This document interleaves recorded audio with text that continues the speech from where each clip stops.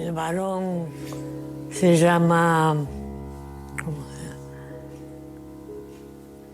llama? Ay, no me sale. Ayer...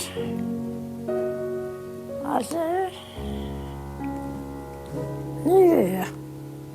Estuve en Marina, y después estuve en otros lugares que prácticamente lo tengo olvidado. ¿Y qué comió anoche?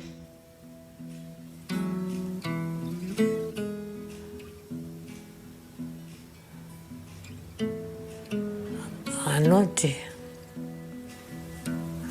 Ah, el churrasquito era. ¿Y hoy al mediodía qué almorzó? ¿Qué comimos al mediodía? Ah, comimos un sándwich, no, un churrasco y papa frita. ¿Está bueno? Sí, sí. Ella anoche comió fiambre y hoy en realidad no hemos almorzado todavía. Y otra de las cosas que tiene que a veces no me reconoce. O sea, en algún momento del día no sabe quién soy. Me trata como un extraño. Y me pregunta cómo me llamo. Y cuando le digo el nombre me dice, ah, mi hijo se llama así. Mi señora, pobrecita, me dice, che, negro, ¿te acordás de algo? No, no me acuerdo nada. No me acuerdo nada. Buenas noches, ¿cómo andan? ¿Cómo están? Bienvenidos a un nuevo capítulo de No Culpes y vamos a hablar de Alzheimer. Capaz que vos estás en casa y decís, bueno, lo veo como muy lejano, o nunca en el ámbito de mi familia sucedió esto, pero sucede, pero existe y hay que hablar, tenemos que hablar. Y una de las preguntas que nos hacemos en esta noche y durante la vida es ¿por qué no tiene cura? ¿Ha avanzado? ¿La tecnología ha avanzado? El tema de la ciencia con respecto a las medicaciones, a los remedios. Bueno, vamos a desarrollar. Pero obviamente, como todas las noches, queremos escucharte. A través de nuestro WhatsApp, 261-300-1600 y a través de nuestra zona digital, @replaycontenidos. Queremos que nos envíes un mensajito y que nos cuentes tu experiencia con respecto a esta enfermedad, si es que la tienen. Que se abra para él porque voy a saludar a los invitados. Un placer tener a Florencia Chiofalo. Ella es especialista en neuropsicología, becaria doctoral del CONICET, docente de grado y posgrado, psicóloga del programa Mayor Respiro de la Dirección de Adultos Mayores, colaboradora del Centro Nacional de Alzheimer y fundadora de Alma Mendoza, Asociación de Lucha contra el Mal de Alzheimer. Flor, ¿cómo estás? Hola, ¿cómo estás? Muchas gracias por la invitación. ¿Cuántos títulos, Flor? Pero interminable título. Me encanta tenerte, me encanta. Bueno. Se nota que, bueno, que sos una gran especialista, has estudiado mucho en tu vida y qué lindo tenerte esta noche. Es la primera vez y me encanta conocerte, el placer de conocerte. Muchas gracias igualmente. Voy a saludar a él que es invitado de la casa, que también es un gusto conocer y que esté algunas noches. Hace mucho que nos veíamos, pero me encanta tenerlo acá. Él es Ignacio Torre, médico especialista en cuidados paliativos y acompañamiento en el final de la vida. Ignacio, ¿cómo estás? Muy bien, muchas gracias por invitarme, Goga. La verdad es que hacía mucho que no nos veíamos. Es un montón, es un montón. Y siempre es un placer. Vos sabés que se lo cuento fuera de cámara, pero bueno, el sábado estaba viendo Diario Una Pasión acá en Canal 9. Y le escribo a la producción enseguida, fue inmediatamente. Y le digo, tenemos que hablar de este tema. Hace mucho que no lo tocamos este tema. Y hay muchas personas, muchas familias que están con un familiar con Alzheimer. Y por ahí cuando uno dice, miraba la película y decía, bueno, a mí nunca me va a pasar. O qué lejano veo esto. Y a veces no. Tal cual. Y quiero Tal obviamente charlar con ustedes y que nos cuentes de su experiencia, cómo es trabajar con las personas de tercera edad que tienen Alzheimer, si realmente sucede esto de que no se acuerdan nada, no hay un esfuerzo en acordarse o no es un esfuerzo mental, sino que ya no se puede hacer nada con respecto a la mente. ¿Se entiende? Sí, se entiende perfectamente. Es un proceso muy paulatino. Quizá uno lo asocia con una pérdida de memoria que se nota mucho en la conversación, pero esto es muy, muy paulatino. Sí. En la mayoría de los casos comienza con sutilezas, ¿sí? Nosotros tenemos que darnos cuenta que hay un olvido normal en el envejecimiento, sí, esperable, es esperable que los adultos mayores comiencen a olvidarse de más cosas que cuando eran un poco más jóvenes, pero bueno, ya empiezan a haber señales como el olvido persistente de nombres, ¿sí? Pequeños episodios de desorientación o que no se acuerdan a dónde van, que comienzan, digamos, a ser la punta del iceberg, donde quien primero nota esto es la familia, el círculo cercano y el propio paciente, ¿no? ¿Cuál es uno de los primeros síntomas? Digo, muchas familias nos están mirando esta noche y dicen, bueno, o lo veo demasiado perdido, o pasan las semanas y sigue perdido, se olvidan las cosas, preguntan algo que ya vivieron. No tanto lo que ya vivieron, porque el problema empieza por dificultades en el recuerdo de la información nueva. O sea, lo que se comienza a deteriorar es una estructura que se llama hipocampo en el cerebro y eso hace que todo el aprendizaje de nueva información sea dificultoso. Entonces, lo que comieron anoche, o sea, todo lo que está pasando ahora es lo que les va costando recordar y lo que sí recuerdan con bastante claridad son los hechos pasados. De hecho, por eso, a medida que va avanzando la neurodegeneración, tienen más palpable todo lo que es los hechos de la infancia, entonces no reconocen a sus hijos quizás, porque eso no está como parte de su pasado remoto, y comienzan estos episodios de agresividad, por ejemplo, porque no conocen a la persona con quien están tratando, no la reconocen. Una cosa importante, perdón Goa que me meta, pero una cosa importante con respecto a lo que dice Flor es que esto del comienzo y de lo paulatino con lo que se manifiesta la enfermedad. Hay estudios que demuestran que la enfermedad empieza a gestarse hasta 20 años antes de que aparezcan los primeros síntomas. ¿Sí?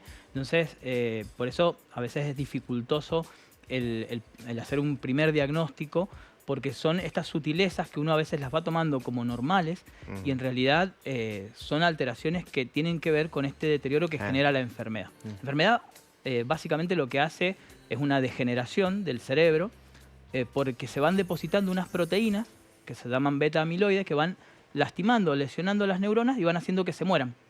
Y eso es lo que termina generando los daños que después se manifiestan con síntomas clínicos, como los que mencionaba Flor recién. Lo primero, no hay cura, ¿no, de esto? Ay, perdón, te interrumpí. Estabas hablando y lo interrumpí. Me quedé cerrá. No, básicamente esto, ¿no? Los primeros cambios, o los más característicos son los cambios en la memoria reciente, pero también se afectan otras funciones cognitivas, como puede ser la capacidad del habla, como puede ser la orientación. Una cosa muy frecuente en la consulta es que la familia viene porque se pierde, se desorienta, sale a caminar y no sabe después cómo volver, ¿sí?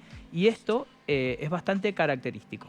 Y antes de que hablemos de la cura, quería mencionar, no sé si Flor, si vos querés que lo aclaremos esto también, pero me parece que está bueno para dejarlo claro para la gente, ¿no? Que a veces la gente habla de demencia y lo pone a la par con la palabra Alzheimer. Entender que el Alzheimer o la enfermedad de Alzheimer es un tipo de demencia, ¿sí? Pero que existen muchos tipos de demencia. La demencia es un término que usamos los médicos o los profesionales de la salud para englobar, en forma general, un grupo de síntomas que tienen que ver con las alteraciones de la cognición.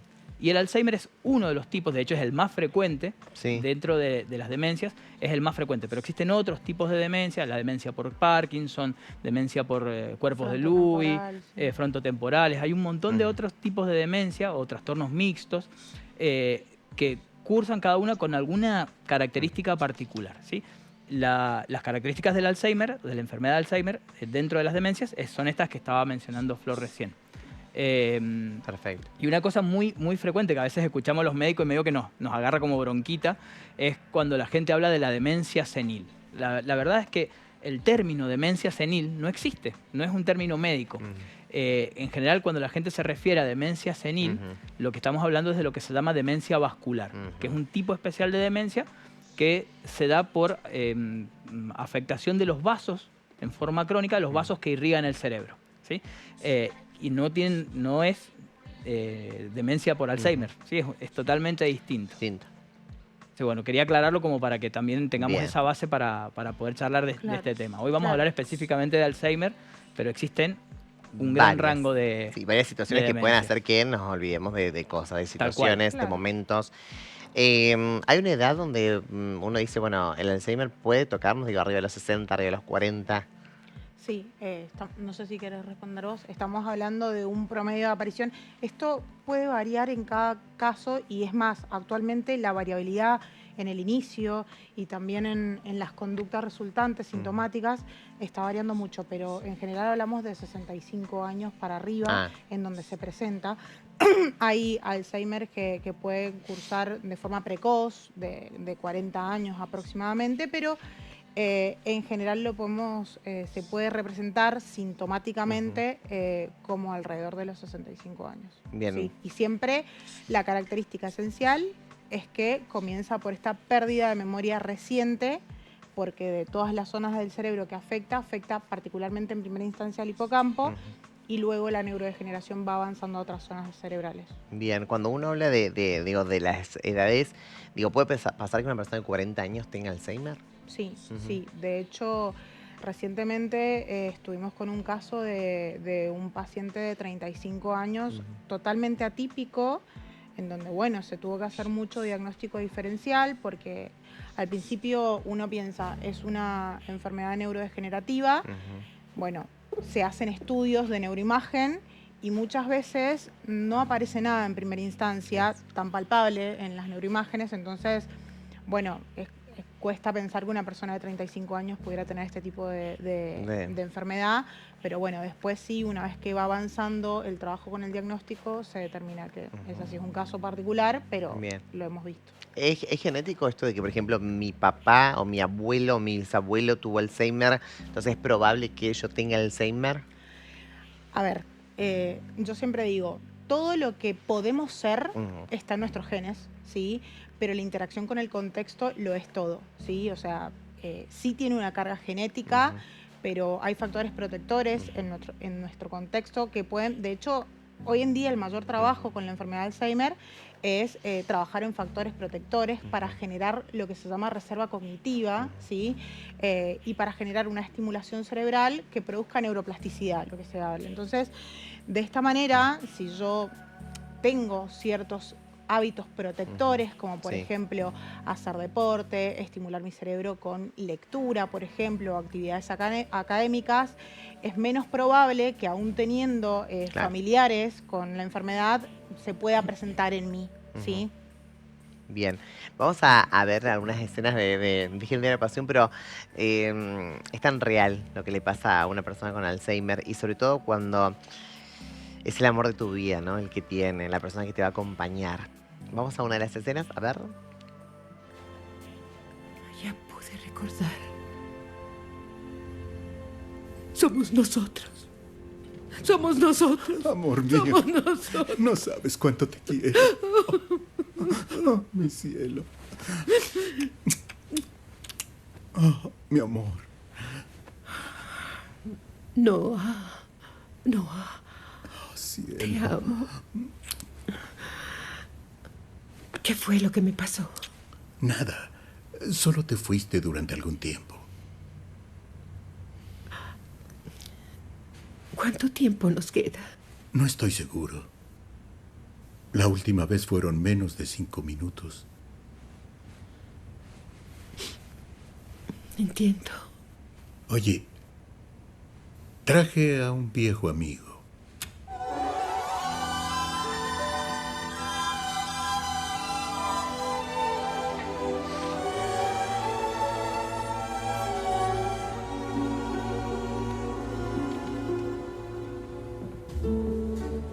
I'll be seeing you in all the old familiar places that this heart of mine embraces all day through.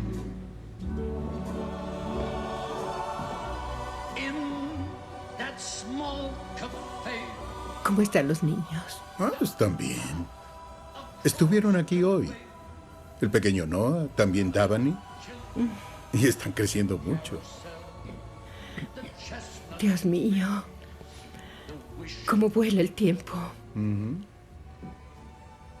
El tiempo nos pasa volando. Ah, sí, así es.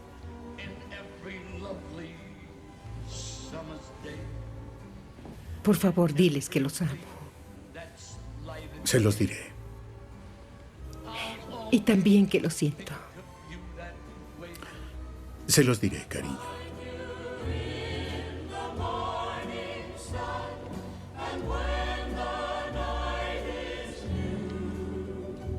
I'll be looking at the moon. ¿Recuerdas esa historia que me estabas leyendo?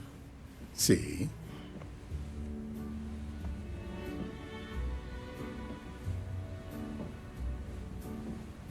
¿Crees que yo podría ser ella esta noche? ¿No te gustaría? ¿Sabes qué podemos hacer? Podemos conseguir un auto y salir a pasear. O salir de aquí e ir a un bello lugar. ¿Qué piensas? No lo creo. Esta noche no, amor. Anda, ¿por qué no? Oiga, espere. ¿Por qué me llamó mi amor? Yo no lo conozco. ¿Qué está pasando aquí? Usted y yo no nos conocemos. Ali. ¡No! ¡No! Ali, mi amor, por favor, Ali, te amo. Quédate conmigo. ¡No! ¡No te vayas! ¿Quién es usted? Soy Noah y tú eres Ali. ¿Qué quiere usted? ¿Qué está haciendo aquí? Por favor, amor. ¡No se me acerque! ¡No se me acerque! Ali, ¡Ayúdenme! ¡Ayúdenme! ¡Auxilio! Cálmese, Ali. Tranquilo. Bueno, ahí Ali, está, ¿no? cálmese, ¡Usted cálmese, no! Ali, por favor, ¡No! Ya. Ahí está. Bueno, esto es una de las escenas que a mí me impactó muchísimo, ¿no? Porque es lo que sucede, ¿no? Primero intentan recuerdan, pero ese recuerdo dura poco tiempo. Esto es así, sucede esto mucho en las, digamos, o Sí. hay diferentes maneras, esto de olvido, de No, esto recordar. esta fluctuación en la memoria que comienza, bueno, cuando comienza la enfermedad son pequeños episodios de olvidos, y luego los momentos de olvido van creciendo más y van esos periodos de lucidez donde la persona se encuentra en el presente, van disminuyendo cada vez más, y como lo muestra claramente la película, ya cuando la enfermedad va avanzando, quien más lo sufre es el familiar, ¿sí? Porque al principio el paciente, la persona se da cuenta de los olvidos y va perdiendo paulatinamente conciencia de enfermedad, conciencia de la situación, y quien sufre toda esta pérdida de memoria termina siendo el familiar. Por eso es importantísimo en el tratamiento también un abordaje especializado del familiar o cuidador. Además, que por ahí eso pasa, ¿no? Cuando son dos y la agarra uno, la pareja por ahí no quiere admitir e intenta todo lo posible para que vuelva a ser la misma persona de antes. ¿Nunca vuelven a estar la misma persona de antes cuando agarra Alzheimer, cuando te agarra? Es difícil porque, bueno, se trabaja mucho el tema duelo, porque justamente en el programa Mayor Respiro tratamos de abordar eso, cómo realmente se ve que es una persona, quizás la misma persona, por supuesto, pero el hecho de perder contenido tan esencial como los recuerdos, de no poder recuperarlos ni poder almacenar, hace que el trato sea totalmente diferente. Entonces, lo que uno le recomienda a los cuidadores, más que nada para disminuir el estrés, porque un cuidador que tiene factores protectores va a cuidar mejor. Claro. ¿Sí? Entonces, esto de entrar en discusión, que es muy real porque, bueno, no te conozco quién sos, o no, vos sos mi hija, o esta no es mi casa, y empieza la pelea. Sí, mamá, esta es tu casa, o sí, mi amor, y uno, obviamente, con todo el afecto que esto conlleva, empieza a tratar de convencer a la persona de que la información es esta. La verdadera, es la realidad. Claro, y siempre recomendamos que no, ¿sí? Que por ahí se trate de desviar el tema y no entrar en pelea, porque incurre en un desgaste para ambas personas, para el paciente como para el cuidador. Pero bueno, uno tiene que ir, el familiar o el cuidador principal tiene que ir adaptándose a la interacción que tiene en la actualidad y buscar pequeños momentos de diversión. Me comentaba la otra vez la esposa de un paciente con Alzheimer que por ahí hay muchas cosas que hacía con él que ya no puede hacer, pero por ejemplo que se han puesto a cocinar ahora juntos y que esos momentos son ahora los nuevos momentos que tienen juntos, donde ella le enseña a revolver una comida y esas cosas. Pero qué importante esto que mencionó Flor al principio sobre la reserva cognitiva. Es una de las cosas, a lo mejor, de las herramientas fundamentales a la hora de prevenir. Cuando hablamos de reserva cognitiva nos referimos a todas las actividades, cosas que podemos hacer para aumentar o estimular la cognición. La lectura, la lectoescritura, el aprender idiomas, las actividades sociales, sopas de letra, crucigramas, todo lo que tenga que ver con el aprendizaje son factores protectores o que han demostrado enlentecer la aparición de la enfermedad. Por eso va mucho en esto, en la protección. ¿No? Se ha demostrado que pacientes que tienen menos nivel de lectoescritura, por ejemplo, tienen más tendencia a generar la enfermedad. Y el estímulo, ya cuando la enfermedad ya está, también es importantísimo para ralentizar la progresión. Entonces, a los pacientes que ya están diagnosticados, poder estimularlos cognitivamente es fundamental. ¿Sí? Por eso vemos muchas veces que en las residencias para adultos se intenta inculcar la idea de tener un terapista ocupacional o una persona que pueda traer estímulos cognitivos a través del juego, a través de la lectura. Son cosas importantísimas para ayudar a estos pacientes y también para ayudar a su familia. Importante eso, ¿no? De la familia, el paciente, ¿no? Porque esto es como una sinergia, ¿no? Esto en la casa, ¿no? Y por ahí yo he escuchado muchas familias, ¿no? Que dice, ¿qué hago? O sea, ¿qué hago en esta situación? ¿Contrato a una enfermera que la venga a cuidar en la casa o la dejo en un geriátrico? Que muchas veces esa es la posibilidad. ¿Qué recomiendan? Digo, que se quede en la casa con una enfermera si es que tienen la posibilidad, que lo dejen en un geriátrico en el cual obviamente estarían bien tratados, o al menos se supone. Sí. Yo, siempre digo, a ver, vivimos mucho con la culpa o con la sensación de culpa de llevar a alguien a una residencia de cuidado, porque está esta idea a lo mejor de el geriátrico de antes, donde era un depósito donde uno lo dejaba y terminaba todo mal. Y el concepto hoy de las residencias de cuidado es totalmente distinto. Lo que se busca hoy es hacerle entender a lo mejor a la familia que cuando uno lleva a una persona a una residencia, lo que está haciendo es elegir depositar los cuidados físicos de esa persona en alguien que lo sabe hacer o en un grupo de personas que lo va a saber hacer para que uno se pueda dedicar a los cuidados emocionales. Si no, termina siendo el mismo familiar, el hijo, la hija, los nietos terminan siendo enfermeros, siendo cuidadores, con todo el desgaste que eso tiene, ¿no? Entonces, sacar un poco la culpa a veces de las residencias para adultos y entender que en realidad es una forma de cuidado. Es decir, mira, voy a buscar el mejor cuidado físico para que yo me pueda dedicar a ser tu hijo. ¿Sí? Yo creo que va más por un aceptar las limitaciones, ¿no? Porque es como hay un prejuicio, obviamente, y uno, bueno, por supuesto que uno siempre quisiera tener a su familiar consigo, pero uno tiene que aceptar que tiene limitaciones, que no tiene los conocimientos médicos o de enfermería, o qué pasa, suelen caerse mucho cuando se levantan en la noche, por ejemplo, un poco desorientados. Entonces, frente a esas situaciones de emergencia, también nutricionalmente tienen que ser abordados de forma especial, necesitan cuidados especializados, ¿sí? Siempre remarcando esto que dice el doctor Torre, que el cuidado físico, pero nunca tenemos que mermar el contacto familiar porque es algo que realmente marca la diferencia. Y entender, Goga, que la enfermedad de Alzheimer es una enfermedad que conlleva mortalidad. ¿Qué significa esto? Que los pacientes con Alzheimer pueden fallecer por la enfermedad. ¿Sí? De hecho, en 2019, en una estadística norteamericana, fue la 6ª causa de muerte, de muerte en general, la enfermedad de Alzheimer. Durante la pandemia fue la 7ª, porque estuvo COVID como 3ª causa. Mira. Pero es una causa de muerte, ¿sí? Por el deterioro que va llevando y por las complicaciones que va tratando, como lo que decía recién Flor, las caídas, las alteraciones nutricionales.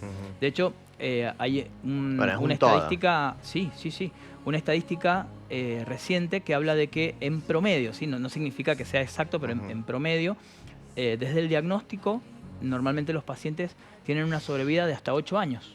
¿Sí? Obviamente hay pacientes que van a vivir 20, otros que van a vivir 1 año, pero en promedio el paciente desde que se lo diagnostica hasta el momento de fallecer normalmente pasan 8 años. ¿Sí? Entonces, por eso es tan importante traer este tema sobre la mesa. Obvio, y sobre todo detectarlo a tiempo, ¿no? Esto de hacer todo lo posible que esté en nuestro alcance como para evitar llegar, ¿no? ¿Se puede hacer eso? Digo, a ver, me diagnosticaron Alzheimer, ¿no? Una vez que me diagnostican, intento hacer todo lo posible, ¿no? Para que mi cerebro esté activo, para realizar actividades. ¿Puedo frenarlo aunque sea un poquito este Alzheimer? ¿O me rindo y digo, bueno, que sea total, nada se puede hacer con esto? Desde lo farmacológico, hace poquito ha salido la noticia y se ha hecho muy conocido de una medicación, un anticuerpo monoclonal llamado Leqembi, es el nombre comercial, que lo vendieron como la publicidad que saltó fue como la droga contra el Alzheimer, la droga que cura el Alzheimer. Y en realidad, bueno, es como jugar un poco con la esperanza de la gente, tirar un título tan fuerte. Salen muchas noticias. Yo por lo menos, en serio, porque mi mamá siempre, todo lo relacionado al Alzheimer, mi mamá me manda por Facebook, ya está. Por lo menos una vez a la semana sale una noticia bien, un titular bien amarillista de encontramos la cura para el Alzheimer, siempre. Entender que este anticuerpo que se está estudiando, lo que ha demostrado en realidad es ralentizar el síntoma pérdida de memoria en un porcentaje de pacientes que, 27% de los pacientes que se estudiaron con diagnóstico temprano, pero no es un remedio que vaya a revertir el daño que ya la enfermedad produjo, ni tampoco la va a frenar. Solamente enlentece en un porcentaje de pacientes particulares la pérdida de memoria reciente. Y no está libre de riesgo. Pacientes que estuvieron en este estudio que se hizo fallecieron por la medicación por hemorragias cerebrales. Sin hablar de que el costo hoy del tratamiento que se está proponiendo con este anticuerpo es de arriba de los $28.000. ¿Sí? Entonces, es una línea muy delgada jugar con los titulares cuando uno habla de farmacología que cura, ¿no? Total. Y los primeros síntomas, sé que lo dijeron, pero ¿lo podemos repetir? Sí, olvidos de información reciente. Como que comí ayer, donde dejé las llaves, iba a comprar, qué iba a comprar, ¿sí? La desorientación. La desorientación tiene mucho que ver con la pérdida de memoria, porque estoy en un lugar y de repente es como que no sé dónde estoy, no reconozco el lugar, ¿sí? Entonces eso no sé cómo volver, sé cómo ir y después no me puedo volver. Desesperación. Es tremendo. Sí, y a medida que avanza van apareciendo alteraciones de otras esferas cognitivas, como puede ser la movilidad. Pacientes que van perdiendo la movilidad y terminan en cama. Y por último, las alteraciones de la deglución. Se olvidan cómo tragar. Y ahí es cuando empiezan los problemas nutricionales. Son pacientes que normalmente terminan invadidos con sondas nasogástricas, con botones gástricos, porque perdemos la posibilidad de alimentarlos, porque se olvidan cómo masticar y tragar. Y es una de las cosas complicadas a veces al trabajar con la familia, ¿no? Sí, obvio. Aceptar esa pérdida. Lo que le está pasando, digamos, a la otra persona. Sí. Con respecto a la memoria, se ve una escalada súper clara, porque bueno, la memoria reciente es lo primero, luego lo que es la memoria diferida, pero es como que el recuerdo se va enterando en orden de aparición. Los recuerdos que quedan al final, que además se recuerdan con mucha vividez, tanto que muchas veces el paciente cree que está en ese momento del recuerdo, son los de la primera infancia, ¿sí? Y luego se va alterando lo que el doctor decía como la memoria procedural, cómo hacer las cosas, los movimientos, la conducta, y cómo es una enfermedad neurodegenerativa, después al abordar todo el deterioro en la corteza cerebral, comienzan otro tipo de problemas bastante importantes, al punto que ya ahí es cuando se le llama demencia, cuando afecta la total funcionalidad. Bueno, muchísimas gracias. En esta situación de pérdida de la parte procedural es donde viene el peligro, ¿no? El paciente que se olvida de cerrar la puerta, de apagar la hornalla. Ahí es donde uno tiene que plantearse como familiar a veces la necesidad de cuidados especiales, ¿no? Total. Y lo otro, y con esto te cierro y no te quito más tiempo. El productor está chocho. Me encanta venir acá, me encanta poder hablar, porque aparte son temas que realmente disfruto mucho. Vos sabés que yo soy lo ves en mis redes, soy un gran difusor de los recuerdos como inversión para el futuro, ¿no?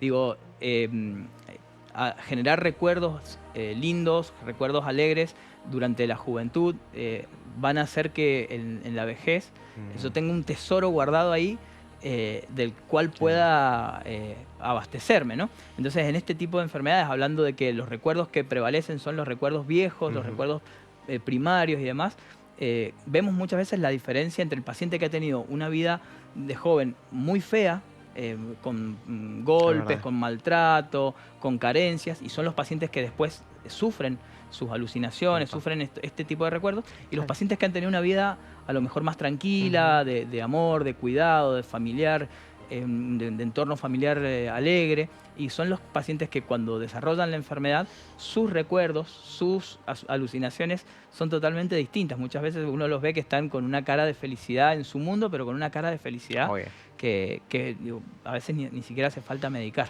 Total. Ahora sí, muchísimas gracias. Gracias a vos. Vamos a seguir hablando de todo esto, así que gracias a ambos. Gracias a vos. Muchas gracias. Me hablaron la vida, me encanta eso, me encanta. Y sí, bueno, hay que hablar, ¿sí? Yo sé, te vuelvo a repetir lo que dije al comienzo, a veces pensás que nunca te va a pasar, pero uno nunca sabe, ¿no? Hay que prevenir, hay que poner en funcionamiento nuestro cerebro, hay que cuidar nuestra salud, hay que alimentarnos bien, sobre todo consultar siempre a un especialista para estar mejor. Te queremos, que descanses, que tengas una linda noche. Chao.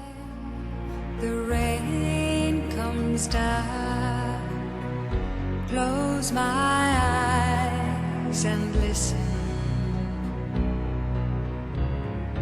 I can hear the lonesome sound.